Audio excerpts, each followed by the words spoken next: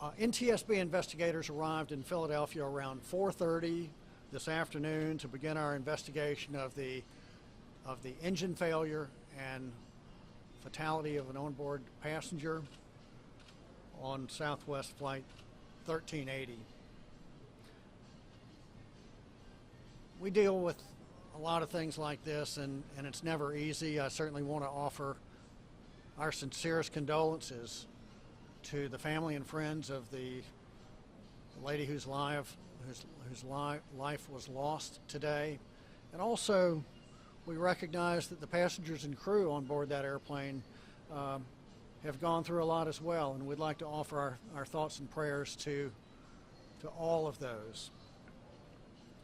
I think most of you know the NTSB. We're an independent federal agency charged by Congress to investigate transportation accidents, to determine the probable cause, and to issue safety recommendations to prevent the reoccurrence of these sorts of things.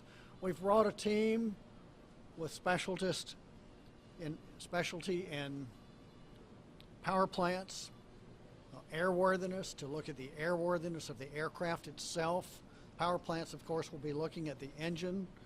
We have a specialist in survival factors, operations, and in Washington we have our recorders experts as well as folks that will be looking at the maintenance records of this particular airplane. We came in, I mentioned, around 4:30. We put the recorders on the same airplane that we came in on, shipped them back to Washington. A preliminary audition of the cockpit voice recorder was done this evening, and just a few minutes ago we got the download from them. And here's the factual information that we have at this time. Southwest Flight 1380, a Boeing 737-700, departed LaGuardia at 10:43 a.m., destined for Dallas Love Field. The flight up to the point of the engine failure was routine. Approximately 20 minutes after takeoff, as the aircraft was passing through approximately 32,500 feet, multiple aural alerts and warnings sounded in the cockpit. The crew donned their oxygen mask,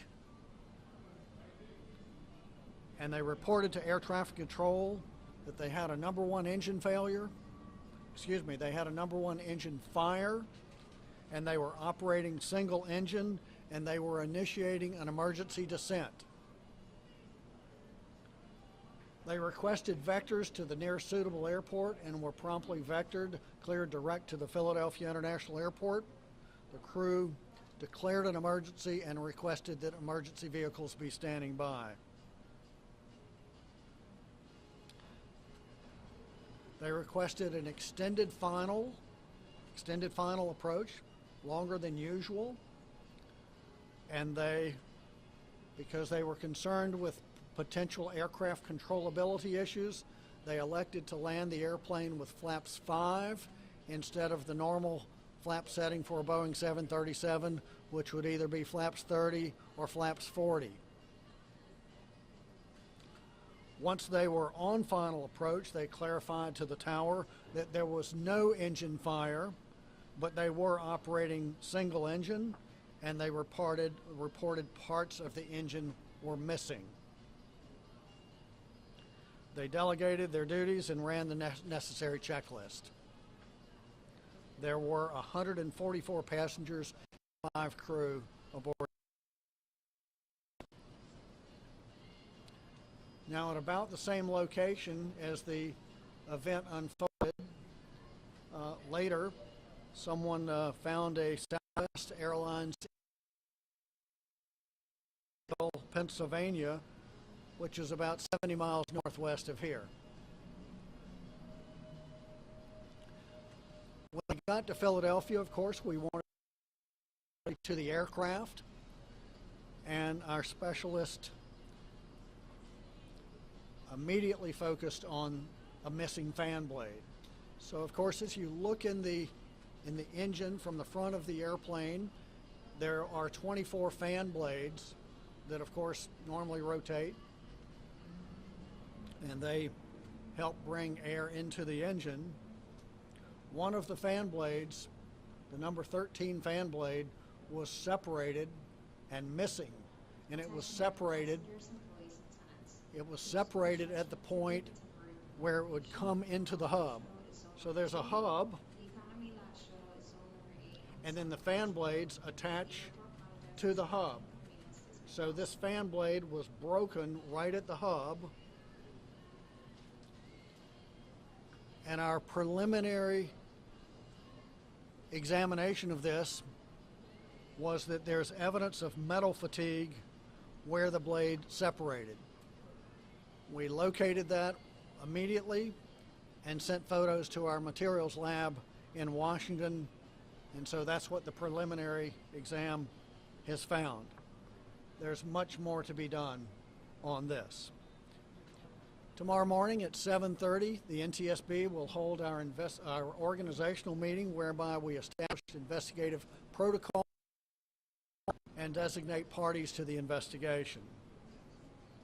Even though we did an initial audition of the cockpit voice recorder this evening in the recorder's lab in Washington, tomorrow coming up, we will convene a formal cockpit voice recorder group to create a transcript of the CVR. Throughout the next several days, our investigators will be on scene to document factual information. Our mission is certainly to understand not only what happened, but why it happened, so that we can prevent things like this from happening in the future. While we are here, we will not determine the cause. The investigation is very extensive. We're just literally at the very, very beginning of the investigation. I would imagine that an investigation like this, to do it right, and we will do it right, would take between about 12 and 15 months. Since we're just literally on day one, just at the very beginning, we don't have a great deal of factual information to report at this time. However, we will keep you informed the best we can. And for the latest information on the next media briefing or other information that we discover, you may follow us at Twitter. Our handle is @NTSB_newsroom, or you can follow us at www.ntsb.gov.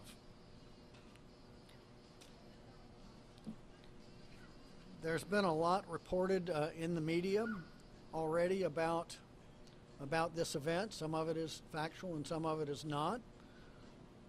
We do know that there's onboard pictures and video, and so we would request that passengers or crew that were on board the airplane, we would like to see your video. We would like to see your photographs of what was going on inside the airplane after this event unfolded. And you may submit that to an email address, which is witness@ntsb.gov. So again, we are requesting that people that have pictures or video from on board the airplane, we would like to see that. Email address is witness@ntsb.gov. Before I wrap it up, I'd like to thank the Philadelphia International Airport, their police department, their airport rescue and firefighting facility, their operations folks. The airport CEO is here, greeted us when we walked in the terminal. We've gotten excellent support from them. In just a moment, I'll take questions. When I do, I'd like for you to raise your hand. When I call on you, please state your name and your outlet. So we'll start right here. Chris Van Cleve, CBS News. There is a pending airworthiness directive on the 737 with this general engine type, looking at 15,000 cycles. It grew out of the last Southwest Airlines engine issue. Does there need to be more scrutiny on these engines as these planes get older? Well, Chris has asked, there's an airworthiness directive out for certain models of the CFM56 engine.